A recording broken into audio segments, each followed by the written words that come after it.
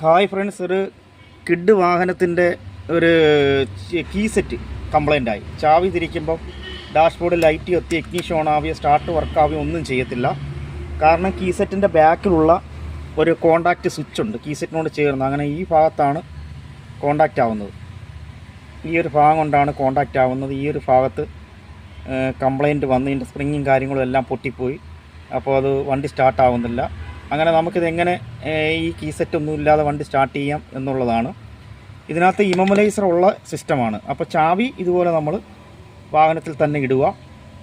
അതിനുശേഷം അതിൻ്റെ ബാക്കിൽ നിന്ന് ഈ ഇഗ്നിഷത്തിൻ്റെ ബാക്കിൽ നിന്നുള്ള സോക്കറ്റ് നമ്മൾ പിടിച്ചു കഴിഞ്ഞാൽ ഈ ഒരു ഭാഗം നമുക്ക് കിട്ടും. ഈ ഒരു ഭാഗം കിട്ടും. ഈ ഒരു ഭാഗത്ത് നമുക്ക് എങ്ങനെ വേണമെങ്കിലും ഷൂട്ട് ചെയ്യാം. ഈ വയറുകൾ നിങ്ങൾ എങ്ങനെ ഷൂട്ട് ചെയ്താലും മറ്റ് കംപ്ലൈൻറ്റുകളൊന്നുമില്ല. അത് ഈ വയറുകൾ എല്ലാം പ്ലസ് ലൈനാണ്. ഇതിൽ നെഗറ്റീവ് വയറുകളൊന്നും വരാറില്ല. ഒരു വണ്ടിക്കും ഈ കീ സെറ്റിൽ വരുന്ന സോക്കറ്റിൽ ഒരു ലൈനും നെഗറ്റീവ് വയർ വരാറില്ല. പ്ലസും നെഗറ്റീവും വരുമ്പോൾ മാത്രമാണല്ലോ ഷോട്ടിങ് നടക്കുക. അപ്പോൾ ഇവിടെ എല്ലാം പ്ലസ് ലൈനാണ് വരുന്നത്. അപ്പോൾ നമുക്കിത് എങ്ങനെ വേണമെങ്കിലും ഷോട്ട് ചെയ്യാം. അപ്പോൾ അറിഞ്ഞൂടാത്തവർക്ക് വേണമെങ്കിൽ ഈ സോക്കറ്റ് ഉരുട്ടി ഷോട്ട് ചെയ്യാം. കാരണം ഈ വയർ തങ്ങൾ കൊടുത്താൽ ഇതിലേതെങ്കിലും 2 വയർ കൊടുത്തു കഴിഞ്ഞാൽ സ്റ്റാർട്ടർ വർക്കാവും. ഇതിലേതെങ്കിലും 2 വയർ കൊടുത്തു കഴിഞ്ഞാൽ ഇഗ്നിഷൻ വർക്കാവും. അപ്പോൾ ആദ്യം നമുക്ക് ഇഗ്നിഷൻ ലൈൻ ഓണാക്കി ഇട്ടിട്ട് പിന്നെ സ്റ്റാർട്ടറിൻ്റെ ലൈൻ കൊടുക്കുമ്പോൾ വണ്ടി സ്റ്റാർട്ടാവും. അപ്പോൾ ഇഗ്നിഷൻ ലൈൻ ഏതാണെന്ന് ഞാൻ ഇപ്പോൾ പറഞ്ഞുതരാം കറക്റ്റായിട്ട്. ഇത് തടിച്ച വയറാണ് എപ്പോഴും, ഈ വെള്ള വയറാണ് എപ്പോഴും മെയിൻ ലൈൻ. അപ്പോൾ ആ മെയിൻ ലൈനിൽ നിന്ന് ബാക്കിയുള്ള ലൈൻ നമ്മൾ കണ്ടുപിടിച്ചാൽ മതി. അതല്ലെങ്കിൽ നിങ്ങൾ സോക്കറ്റ് അങ്ങോട്ടോ ഇങ്ങോട്ടോ കൊടുത്താൽ മതി. വീഡിയോ എടുക്കുമ്പോൾ ഒറ്റയ്ക്ക് എടുക്കുമ്പോൾ ഉള്ള ബുദ്ധിമുട്ടുണ്ട്. അപ്പോൾ നമ്മൾ വെള്ള ലൈനിലോട്ട് കൊടുത്തു. ഇനി ഇതിൽ ഏതെങ്കിലും ഒരു ലൈൻ നമ്മൾ കൊടുത്തു കഴിഞ്ഞാൽ ഇഗ്നിഷൻ ലൈൻ കത്തും. ഇവിടെ കൊടുത്തപ്പോൾ തന്നെ ഇഗ്നിഷൻ ലൈൻ, അത് ക്രോസ് കൊടുത്തപ്പോൾ ഇഗ്നിഷൻ ലൈൻ കത്തി. ഞാൻ കാണിച്ചു തരാം.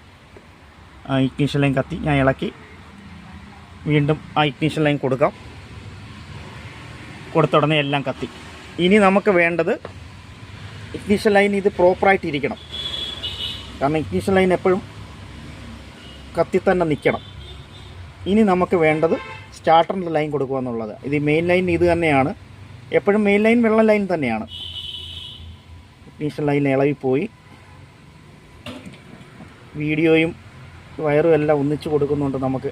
ഇനി സ്റ്റാർട്ടറിൻ്റെ ലൈൻ നമുക്ക് കൃത്യമായിട്ട് അറിയാം. പക്ഷെ നിങ്ങളതൊന്ന് ഷോട്ട് ചെയ്ത് നോക്കിയാൽ മതി അറിഞ്ഞുകൂടെങ്കിൽ. വണ്ടി സ്റ്റാർട്ടായി.